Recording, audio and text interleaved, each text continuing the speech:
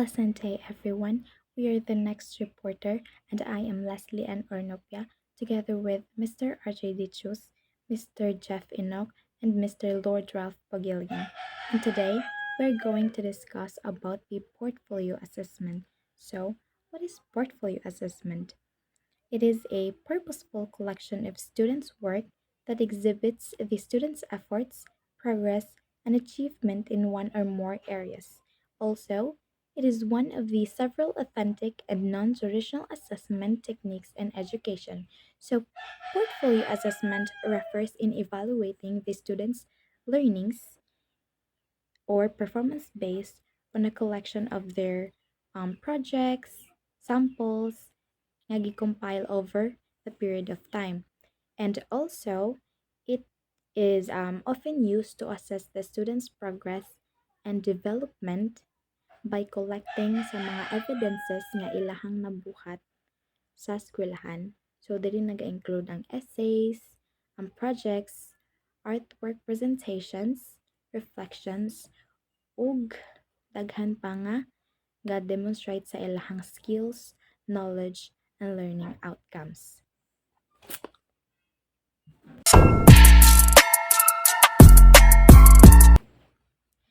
The next discussion of mine is the purposes of portfolio assessment. So there are 10 purposes of portfolio assessment.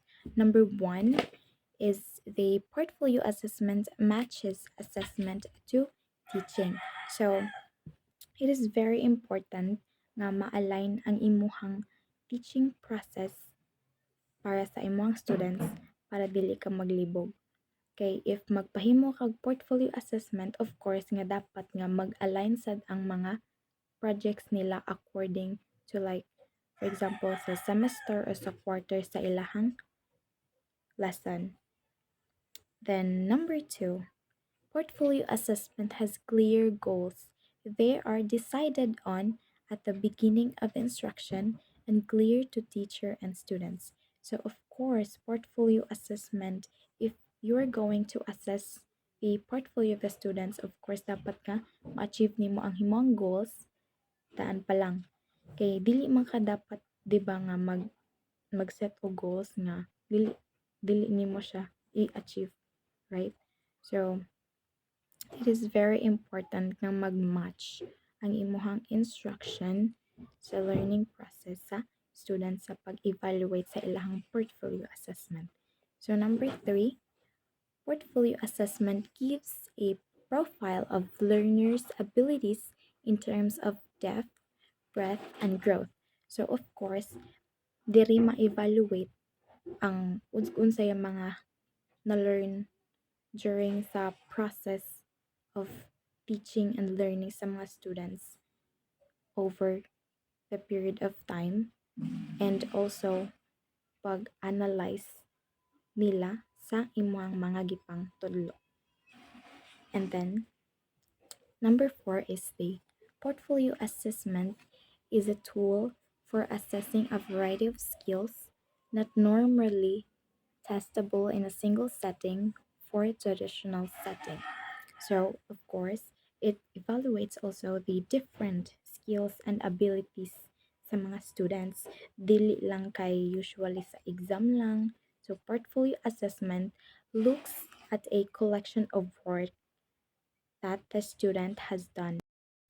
Number 5, portfolio assessment develops awareness of own learning by the students. So of course, portfolio assessment sa di kay makatabang to become more aware kani ang mga students nimo sa ilahang like mga nakatunan sila mga learnings, and of course nga para gani maga self-reflect pod sila ba og sakto ba lang gibuhat na ba sila pagkuwang or wala. Next is number 6. Portfolio assessment caters to individuals in a heterogeneous class. So, portfolio assessment today is very important when it comes in classroom management, 'di ba? Kay dili baya tanan is dali ra makasabot. So, Na-mention man dili ang heterogeneous, which means a diverse cultural. So, ma-assess sad sa teacher o unsa ang mga lain-lain nilang nga mga capabilities when it comes to learning. So like for example, magpahimo kag portfolio. Of course, murag ma-reflect na sad na siya sa isa ka student wherein nga makita nimo if ang kana nga student kay mag-showcase og kanang like for example, sa mga interest or unsa pa na yung mga ganahan diya nga ipumutang ipang design sa iyang portfolio. And then asay uban diya nga murag ganahan lang sila simple, 'di ba? Like dili lang kayo elegant ang mga designs. So makita nimo og asa mga students ang saktora or manapay mas nilabaw pa. So next is number 7. Portfolio assessment develops social skills. Students interact with other students in the development of their own portfolio. So in here, ang mga students kinasay opportunity gani to have a social interactions, makipag-interact sa iyang mga classmates during the portfolio development wherein nga mag-share sila og ideas or insights or mga learnings sa from each other's perspectives in making their portfolio. Next is number 8. Portfolio assessment promotes independent and active learners. So in here, of course, mag-encourage po siya sa mga students to have the kanang academic success gani sa ilang future. So yeah, portfolio assessment is very helpful jud sa mga students. And then number 9, portfolio assessment can improve motivation or learning, thus achievement. So, of course, if the students are motivated sa ilahang kan like for example, okay na motivate sila nga mo buhat kay murag nahatagan sila nindot nga feedback sa teacher nga ay nindot ni ang imong portfolio, dapat imo ni siyang padayunon. So diha pa lang marag ma-engage na og maayo ang student nga mo participate or mohimo ug unsa man ang mga ipabuhat sa teachers. And then lastly, number 10, portfolio assessment provides opportunity for student-teacher dialogue. So, of course, portfolio assessment also builds a good relationship between the teacher and the student wherein nga magka-contribute po dog support gani, support sa sag-usa. So as a teacher dapat nga mo engage po kasi mong student, you have to motivate them, to support them to whatever nga like gipahimo ni mga projects, so mo support ka nga ingan na padayon nila na siya or asa siya nagkuwang dapat imo pod siyang tabangan. And then diha pod ma-engage po ng mga students nga mo experience more in their learning process. And yeah, that's all for the purposes of portfolio assessment. Essential elements of portfolio. So, every portfolio must contain the following essential elements. So first is the cover letter. So, cover letter is the author and what my portfolio shows about my progress as a learner. So, I have here an example of a portfolio and this is the cover letter. So, cover letter is written at the end but put at the beginning. Una ni siya ang inyong gipambuhat o mga activities nga gihatag sa maestra para buhaton ang portfolio. Same ani sa amo ang technical drawing nga portfolio. Naani siya mo ni siya ang mga activities nga gipanghimo and sunod and naagi ni siya daghan and ari diri gibutang dapit ang mga activities. So next and lastly is the reflection. So dili maingon nga portfolio ang imong gibuhat kung wala kay reflection. So sa reflection is pwede ni siya mabutang bisag asa. And ang reflection day is wala lang ni siya nag-focus sa asar ka process. Kanay reflect ang imuhang learnings nga imuhang nakatunan through sa pagbuhat nimo aning portfolio. So there are six questions you have to use on creating a reflection. So first is, what did I learn from it? So pagbuhat nimo sa reflection is dapat na po kay hunahuna nga unsa kay akong na katunan ani pagbuhat, no? Mo na imo isuwat sa imong reflection. And second question is, what did I do well? Sa reflection dili lang ingon na imuhan na katunan, kundi ang imuhang nabuhat kung asa ka ganahan and asa ka mas nakamao pag-ayo. And third is, what did I choose this item? So the third one is, why did I choose this item? So sa portfolio is di ka pwede magbuot-buot kung unsay imuhang butang sa portfolio. Naabay na criteria nga gihatag ang maestra. And need nimo sundon para dako-dako ka grado. Yes, that's the reason nga nung kinahanglan ka mo choose og item nga mo ang gipangita sa maestra. And next question is, what do I want to improve in the item? So sa item nimo is nagi kay digi na malikayan nga nagi kay wala ganahan. And in that way kinahanglan ka nga ganahan nimo mo improve, and imo nang isuwat dito sa imong reflection paper kung asa nga part nga item ang ganahan nimo ma-improve. Next is, how do I feel about my performance? So sa reflection paper, of course reflection ba, so ang imong feel kung sa imong nalantawan sa imong gibuhat nga portfolio, kung nindot ba ang proseso or ang final product nga imong gibuhat. And lastly nga imong ibutang nga pwede mo magamit sa imong reflection is the question, what were the problem areas? So sa reflection is imo pong i-state dito kung ano sa mga problems nimo nga imo naagian sa pagproseso nimo ana imong portfolio. So ang pagbuhat sa portfolio is dili gid lalim, no?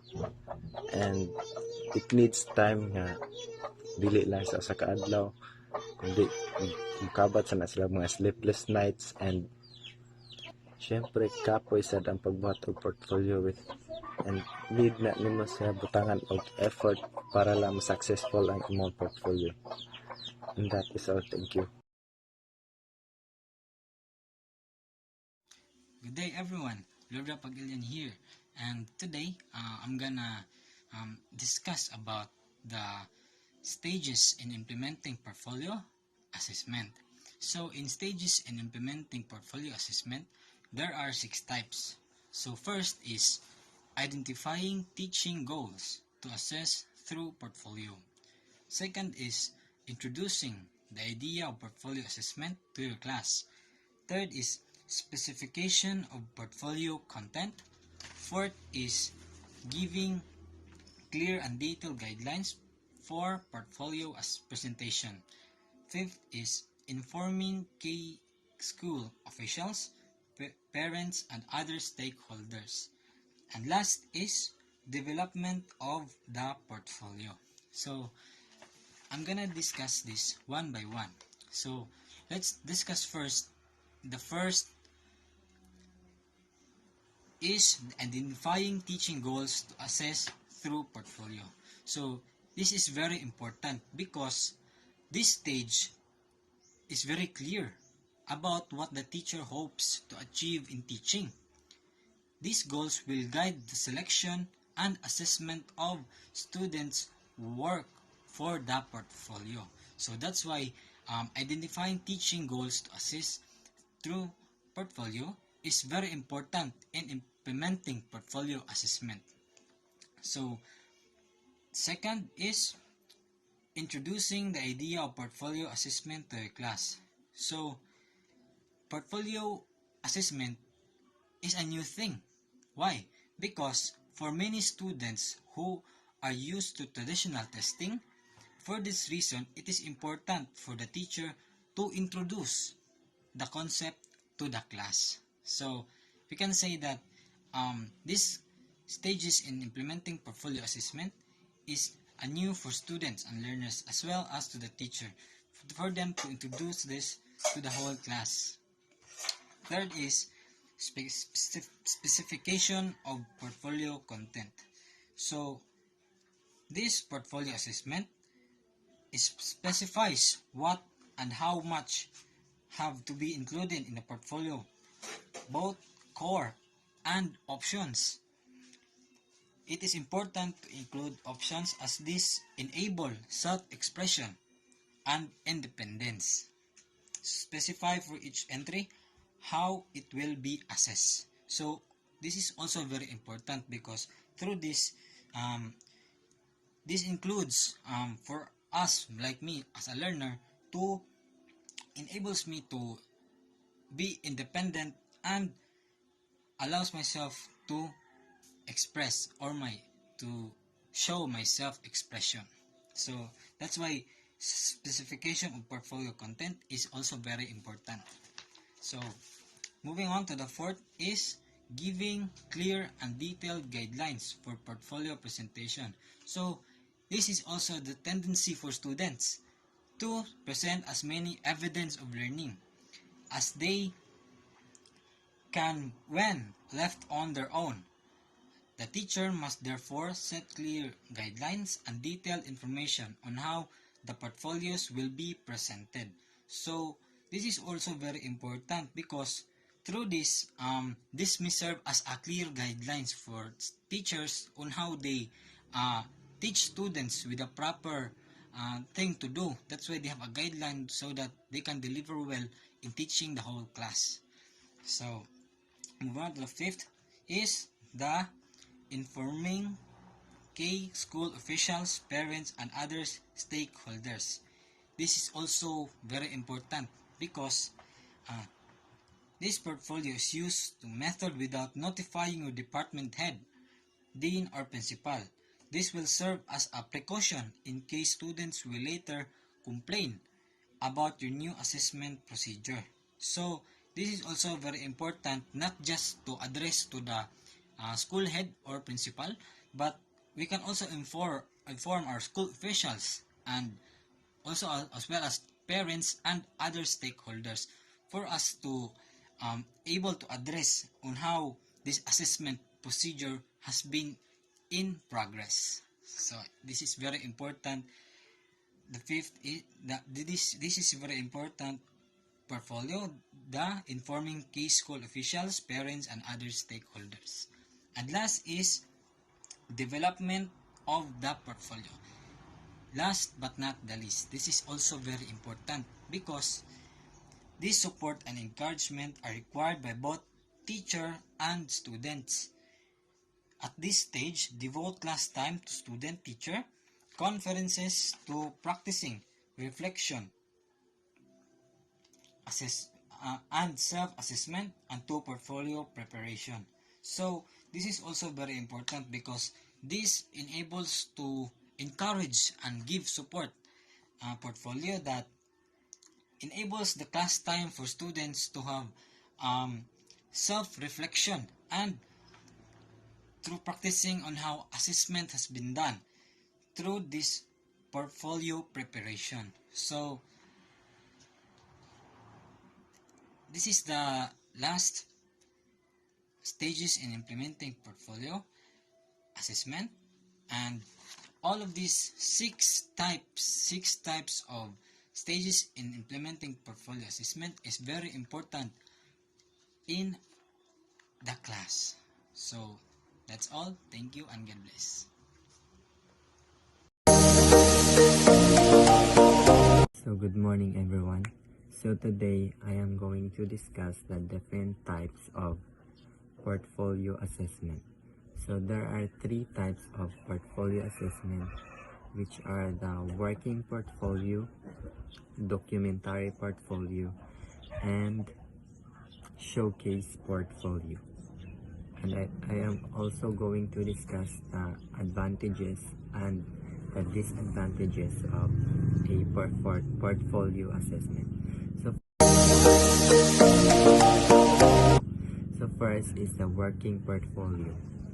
So working portfolio, it is a consists of collection of day-to-day work of a student. So kaning working portfolio mo na siya ang mga ginabuhat sa mga estudyante, like for example is kanang essay, kanang drawings, etc.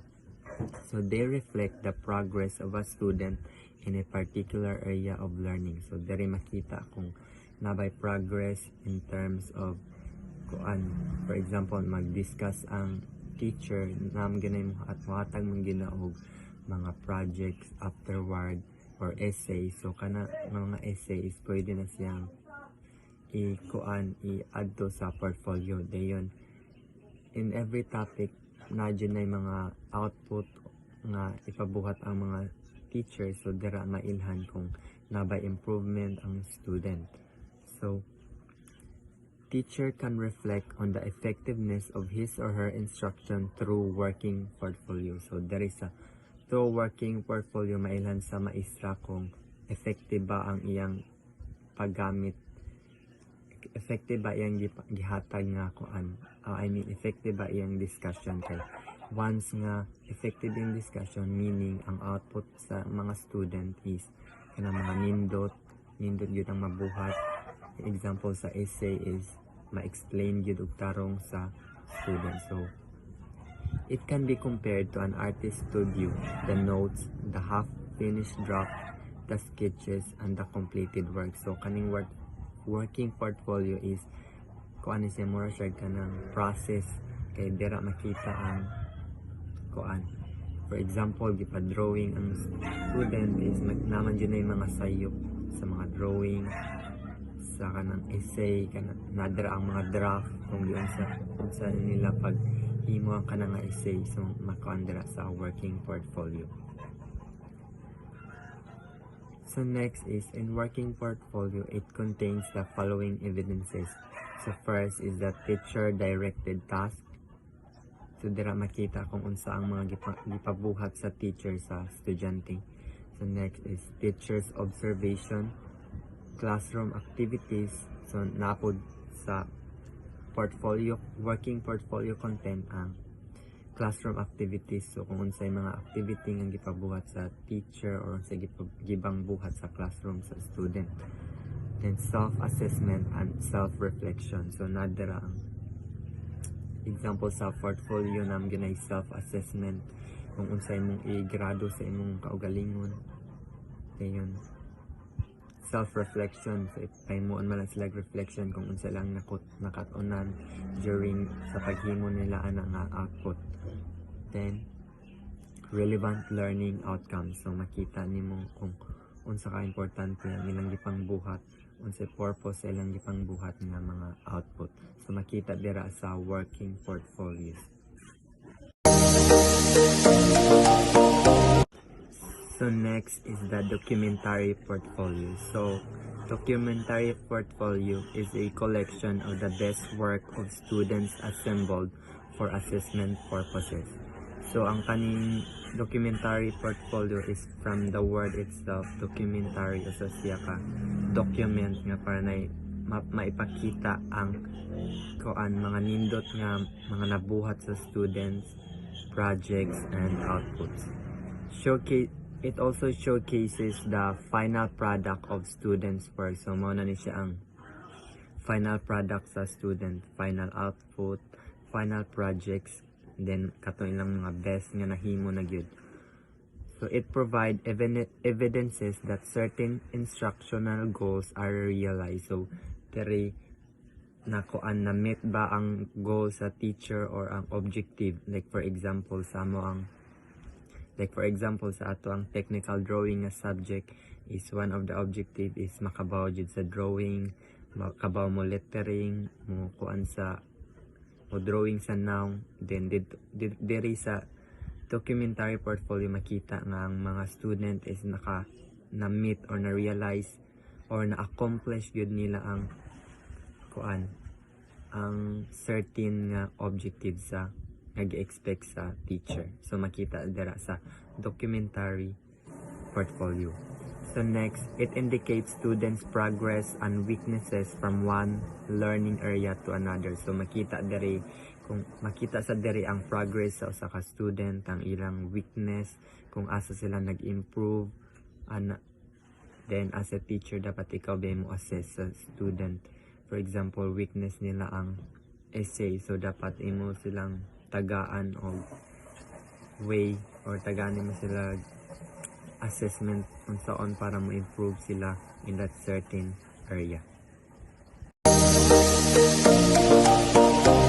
So lastly is the showcase portfolio.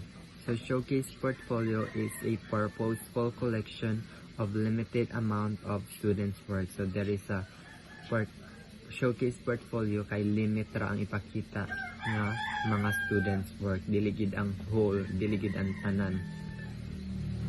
Showcase portfolio usually finish products to display the best he or she accomplished in a given period. So, for example, is kanang sa elementary, sa una is kanang nanay murag card, ang murag board nga ipakita dira kung unsay pakita ang mga best work sa students in every subject.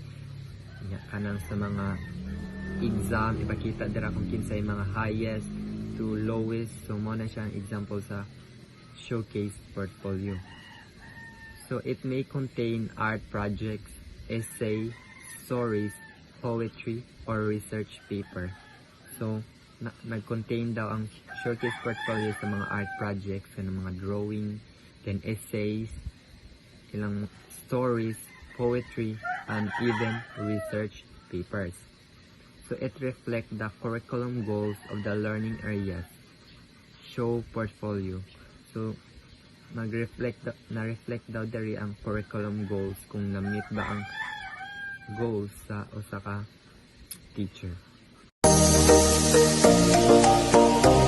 So now, I am going to discuss the advantages and the disadvantages of portfolio. So first is the advantages of portfolio. First is it can monitor the learning progress of a student over given a period.